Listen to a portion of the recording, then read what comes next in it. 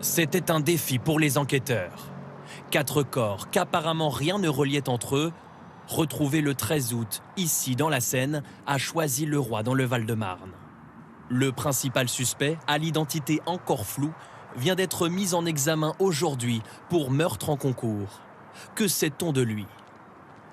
Il s'agit d'un homme étranger sans domicile fixe, âgé d'une vingtaine d'années, connu des services de police pour vol.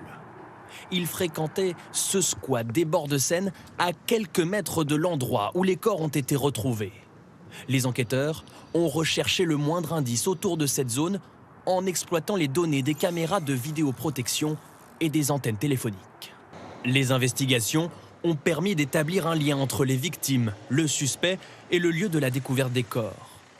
Un travail d'enquête complexe aussi pour les médecins légistes chargés d'identifier les 4 corps très dégradés, comme nous l'explique cette professionnelle.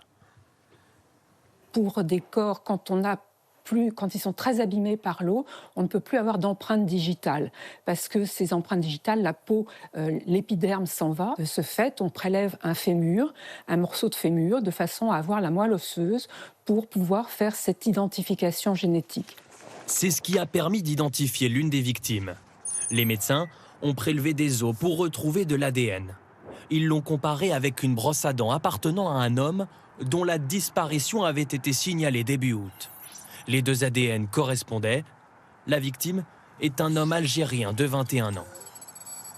Parmi les corps retrouvés, l'un était dénudé, un autre avait le pantalon baissé au niveau des chevilles. Y a-t-il un mobile sexuel?